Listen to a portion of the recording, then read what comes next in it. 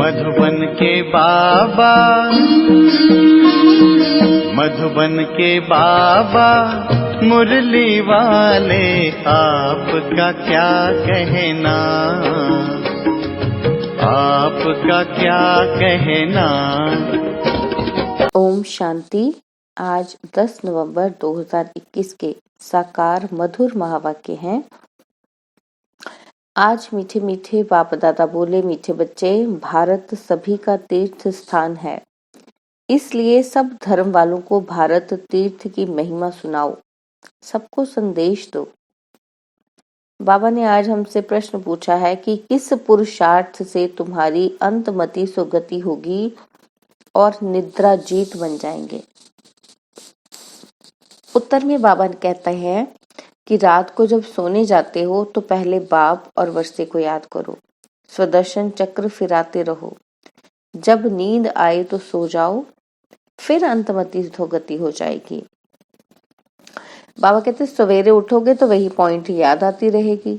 ऐसा अभ्यास करते तुम नींद को जीतने वाले बन जाएंगे। जो करेगा सो पाएगा, करने वालों की चलन प्रसिद्ध होती जाती है। मुरली का गीत है, जो पिया के साथ है, ज्ञान रत्नों की बरसात है। ओम शांति। जो पिया के साथ है। बाबा कहते हैं अब दुनिया में बाप तो बहुत हैं, परंतु उन सब का बाप रचयिता एक ही है, वही ज्ञान का सागर है। ज्ञान से ही सद्गति होती है। सद्गति भी मनुष्य की तब होती है जब सत्युग की स्थापना हो।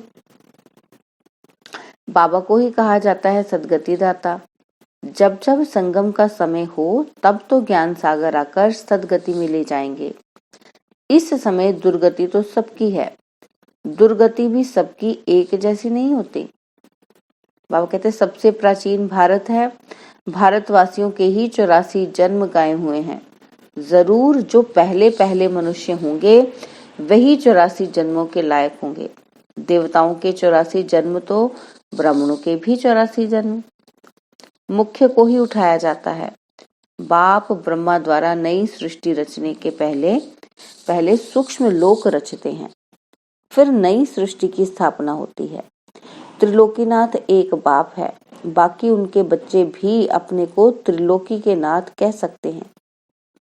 यहाँ तो बहुत मनुष्यों ने नाम भी रखवा दिए हैं त्रिलोकीनाथ। डबल देवताओं के नाम भी रखवाए हैं, जैसे गौरी शंकर, राधे श्याम। बाबा कहते हैं अब राधे कृष्ण अलग अलग राजाई के थे। जो अच्छे बच्चे हैं उनकी बुद्धि में बहुत अच्छी पॉइंट्स की धारणा रहती है। जो होशियार डॉक्टर होगा उनकी बुद्धि में बहुत दवाइयां होंगी। यहाँ भी रोज नई नई पॉइंट्स निकलती जाती हैं। जिनकी अच्छी प्रैक्टिस होगी वह नई नई पॉइंट्स धारण करते होंगे। जो धारणा नहीं करते हैं उनको महारथी नहीं कहा जाएगा। बाबा कहते सारा मदार बुद्धि पर है और तकदीर की भी बात है। यह भी ड्रामा है, ड्रामा को कोई जानते नहीं। यह भी समझते हैं कि हम आत्मा शरीर धारण कर पाठ बजाती है, परंतु ड्रामा के आदि मध्य अंत को नहीं जानते, गोया कुछ नहीं जानते। बाबा कहते तुमको तो जानना चाहिए। बच्चों का तो फर्ज है औरों को बाप का परिचय देना, सारी दुनिया को बताना है। कोई ऐसा ना कहे कि हमको तो मालूम ही नहीं था। फॉरेन से भी बहुत आने वाले हैं। बाबा कहते उन सबका प्रबंध करेंगे बॉम्बे में। वह लोग तो समर्थ भी हैं, पैसे तो उन्हों के पास बहुत हैं। शिव को अपना बड़ा गुरु तो मानेंगे ना, इसलिए समझाया जाता है इन धर्म पिताओं का कुछ भी पाठ है। बच्चों ने शुरू में साक्षात्कार किया था, यह क्राइस्ट, इब्राहिम आदि सब आएंगे मिलने, तो उनकी फील्ड बनानी चाहिए। सब टूरिस्ट आदि बॉम्बे में आते रहते हैं। भारत सबको बहुत खींचता है। असल भारत बाप का बर्थ प्लेस है। फिर सब में भगवान कहने से बेहद के बाप का महत्व गुम कर दिया है। अब तुम समझाते हो कि भारत सबसे बड़ा तीर्थ स्थान है। बाकी सब पैगंबर आते हैं अपना धर्म स्थापन करने, उनके पिछाड़ी फिर उनके धर्म वाले भी आते हैं। अब है अंत। कोशिश करते हैं कि हम वापस जाएं, परंतु पूछो उनसे तुमको यहाँ लाया किसने। बाबा कहते हैं क्राइस्ट ने क्रिश्चियन धर्म स्थापन किया, क्या उसने तुमको खींचकर यहाँ लाया? बाबा कहते हैं अभी सब तंग हो गए हैं वापस जाने के लिए, सब आते ही हैं पाठ बजाने, पाठ बजाते बजाते आखिरी दुख में आना ही है,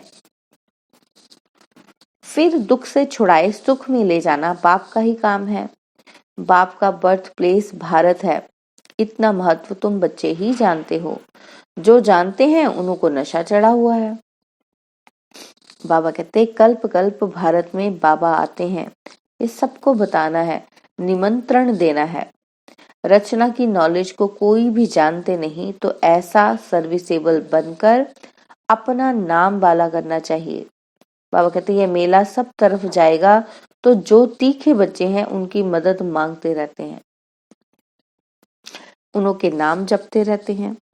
एक तो शिव बाबा को जपते, दूसरा ब्रह्मा को और तीसरा फिर कुमार का गंगे मनोहर को जपेंगे। बाबा के बच्चे हैं ना जिन्होंने खूब सेवा की। तो बाबा कहते भक्ति मार्ग में हाथ में माला फेरते हैं, अब मुख से नाम जपते हैं। फलानी बहुत सर्विसेबल है, निरहंकारी है, मीठी है, देह अभिमान नहीं है।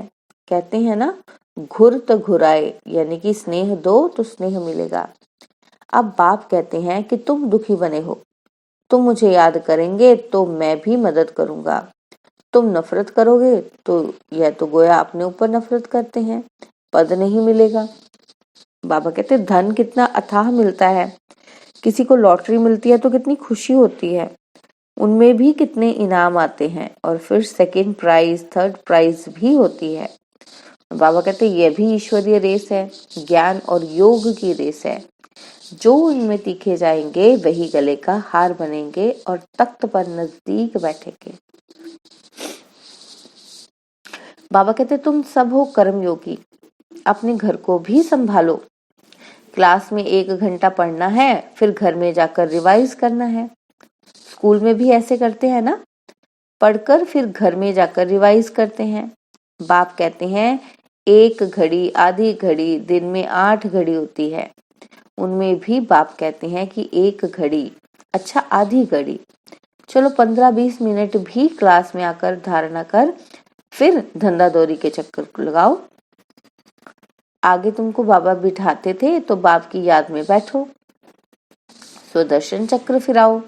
याद का ज्ञान तो था ना, बाप और वर्षे को याद करते, स्वदर्शन चक्र फिराते, जब देखो नींद आती है तो सो जाओ, फिर अंतमति सोगति हो जाएगी, फिर सवेरे उठेंगे तो वही पॉइंट्स याद आती रहेंगी। ऐसे अभ्यास करते करते तुम नींद को जीतने वाले बन जाएंगे। जो करेगा सो पाएगा, करने वाले का देखने में आता है, चलन प्रसिद्ध होती है। देखा जाता है कि यह विचार सागर मंथन करते हैं, धारणा करते हैं, कोई लोभ आदि तो नहीं है। यह शरीर पुराना है, इनका भी बहुत ख्याल नहीं करना। यह ठीक भी तब रहेगा जब ज्ञान योग की पूरी धारणा होगी। धारणा नहीं होगी तो शरीर और सड़ता जाएगा और सड़ते सड़ते बिल्कुल ही कब्र दाखिल हो जाएगा। नया शरीर फिर भविष्य में मिलना है, आत्मा को पवित्र बनाना है। यह तो पुराना मूत पलिती शरीर है, इनको कितना भी पाउडर लगाओ तो भी वर्थ नॉट अ पेनी है। अब तुम सबकी सगाई शिव बाबा से है। जब शादी होती है तो उस दिन पुराने कपड़े पहनते हैं।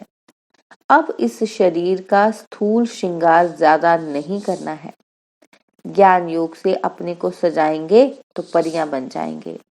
यह है ज्ञान मानसरोवर, इसमें ज्ञान की डुबकी मारते रहो तो तुम स्वर्ग की परियां बन जाएंगे। प्रजा को परी नहीं कहेंगे, कहते हैं कृष्ण ने भगाया फिर महारानी पटरानी बनाया। ऐसे तो नहीं कहेंगे कि भगाकर प्रजा में चंडाल बनाया। भगाया पटरानी बनाने के लिए, तुमको भी ऐसा पुरुषार्थ करना चाहिए। ऐसे नहीं जो मिला। यह है पाठशाला, यहाँ मुख्य है पढ़ाई। गीता पाठशाला बहुत बनाते हैं, बैठकर गीता सुनाते हैं, कंठ कराते हैं। कोई एक श्लोक उठाकर फिर उस पर विस्तार से बैठ समझाते हैं। कोई ऐसे ही पढ़ते हैं, कोई एक श्लोक पर आधा पौना घंटा भाषण करते हैं। बाबा कहते हैं उनसे फायदा कुछ भी नहीं है। और यहाँ तो बाप बैठ पढ़ाते हैं, एम ऑब्जेक्ट क्लियर है, और कोई भी वेद शास्त्र पढ़ने में एम ऑब्जेक्ट नहीं है। देखो हम कथा कहानी सुनकर फिर वापस आ जाते हैं, जब तक हमें पता ही नहीं कि हमें ऐसे करना है, ऐसे बनना है, तो हम वो क्या करेंगे, हम सुनकर बस वापस आ जाएंगे। तो बाबा कहते उन वेदों शास्त्रों में कोई भी एम ऑब्जेक्ट नहीं है। और बाबा ने कहा कि तुम पुरुषार्थ करते रहो। फिर बाबा पूछते हैं कि अच्छा बताओ मिलेगा क्या। बाबा कहते कि जब बहुत भक्ति करते हैं तब भगवान मिलता है, सो भी रात के बाद दिन जरूर होगा। कल्प की आयु कोई क्या बताते हैं।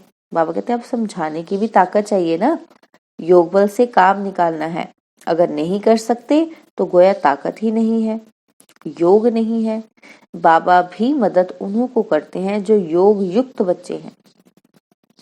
अब ये लाइन अंडरलाइन करने वाली है कि बाबा भी मदद उन्हों को करते हैं जो योग युक्त बच्चे हैं। ड्रामा में जो है वह रिपीट होता है, सेकंड सेकंड जो पास्ट होता जाता है, टिक टिक होती जाती है। हम श्रीमत से एक्ट में आते हैं, श्रीमत पर नहीं चलेंगे तो श्रेष्ठ नहीं बनेंगे। नंबरवार तो है ना। यह लोग समझते हैं हम एक हो जाएं, पर अर्थ का पता ही नहीं। तो क्या हो जाएं? क्या एक फादर हो जाना चाहिए या एक ब्रदर्स हो जाना चाहिए? बाबा कहते हैं अगर ब्रदर्स कहते हो तो भी ठीक है, श्रीमत से बरोबर हम एक बन सकते हैं। तुम सब एक मत पर चलते हो, तुम्हारा बाप टीचर गुरु एक ही है। जो पूरा श्रीमत पर नहीं चलेंगे वह श्रेष्ठ नहीं बन सकेंगे। अगर एकदम से नहीं चलेंगे तो खत्म हो जाएंगे। रेस में जो लायक होशियार होते हैं उनको ही रखते हैं। बड़ी रेस में अच्छे घोड़े निकालते हैं क्योंकि लॉटरी भी बड़ी रखते हैं। यह भी ह्यूमन अश्व रेस है। हुसैन का भी घोड़ा दिखाते हैं। बाबा कहते हैं हिंसा दो प्रकार की होती है। नंबर 1 है काम कटारी, जो आधा कल्प से भी अपना भी खून दूसरों का भी खून करते आए हैं। इस हिंसा को कोई जानते ही नहीं। सन्यासी भी ऐसे नहीं समझते हैं, सिर्फ वह कह देते हैं कि यह विकार है। बाप तो कहते हैं बच्चे ये काम महाशत्रु है, यह आदि मध्य अंत दुख देने वाला है। यह भी सिद्ध कर बताना है कि हमारा प्रवृत्ति मार्ग है, राजयोग है, और तुम्हारा हठ योग है। तुम शंकराचार्य से हठ योग सीखते हो और हम शिवाचार्य से राजयोग सीखते हैं।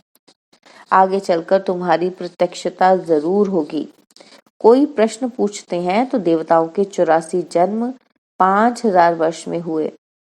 बाबा कहते क्रिश्चियन के कितने हुए? क्राइस्ट को 2000 वर्ष हुए। अब हिसाब करो उनके एवरेज कितने जन्म हुए। तो बाबा कहते 30-32, यह तो क्लियर है। बाबा कहते जो बहुत सुख देखते हैं ना वही बहुत दुख देखते हैं, और धर्म वालों को कम सुख कम दुख मिलता है। एवरेज का हिसाब निकालना है। मुख्य जो प्रिसेप्टर्स है उनका जन्म निकालेंगे, पीछे जो आते हैं वह थोड़े थोड़े जन्म लेते हैं। बुद्ध का, इब्राहिम का भी हिसाब निकाल सकते हो करके, 1-2 जन्म का फर्क पड़ेगा। एक्यूरेट तो नहीं बता सकते, अबाउट में समझाते हैं। ये सब बातें विचार सागर मंथन करने की हैं। कोई पूछे तो क्या समझाएं? फिर भी बोलो कि पहले बाप को याद करो, क्योंकि बाप से वर्षा लेना है। जन्म जितने लिए होंगे उतना ही लेंगे। बाप से वर्षा लो, अच्छी रीति समझाना है, मेहनत का काम है। बाबा कहते कि बच्चे बॉम्बे में बहुत मेहनत कर रहे हैं क्योंकि उनको बहुत सक्सेसफुल होना है। इसमें बुद्धि चाहिए, बाबा के धन से बहुत लव चाहिए। कोई तो धन नहीं लेते, अरे ज्ञान रत्न लो और धारण करो। तो कहते हैं हम क्या करें, हम समझते नहीं। बाबा कहते नहीं समझते हो तो तुम्हारी भावी। अच्छा, मीठे मीठे सिकिलदे बच्चों प्रति माता पिता बाप दादा का याद प्यार और गुड मॉर्निंग। रूहानी बाप की रूहानी बच्चों को नमस्ते। हम रूहानी बच्चों की रूहानी बाप दादाजी को दिलवा जान सिकवा प्रेम से नमस्ते। ओम शांति। प्यारे बाबा, मीठे बाबा, मेरे बाबा, शुक्रिया बाबा, शुक्रिया बाबा, शुक्रिया बाबा। धारणा के लिए मुख्य सार है। पहला पॉइंट है कि शरीर को ठीक रखने के लिए ज्ञान योग की धारणा करनी है। किसी भी चीज का लोभ नहीं रखना है। इस ज्ञान योग से सजना है, स्थूल श्रृंगार से नहीं। दूसरा पॉइंट है, एक घड़ी आधी घड़ी पढ़ाई अवश्य पढ़नी है। ज्ञान और योग में रेस करनी है। और बाबा ने हमें वरदान दिया है कि सर्व के दिलों के राज को जान, सर्व को राजी करने वाले सदा विजयी भव। सर्व के दिलों के राज को जान, सर्व को राजी करने वाले सदा विजयी भव। विजयी बनने के लिए हर एक के दिल के राज को जानना है। किसी के मुख द्वारा निकलने वाले आवाज से उसके दिल के राज को जान तो विजयी बन सकते हो। लेकिन दिल के राज को जानने के लिए अंतर्मुखता चाहिए। जितना अंतर्मुखी रहेंगे उतना हर एक के दिल के राज को जानकर उसे राजी कर सकेंगे। राजी करने वाले ही विजयी बनते हैं। स्लोगन, वैराग्य ऐसी योग्य धरनी है जिसमें जो भी फल डालेंगे वह फलीभूत अवश्य होगा। स्लोगन, वैराग्य ऐसी योग्य धरनी है जिसमें जो भी फल डालेंगे वह फलीभूत अवश्य होगा। ओम शांति।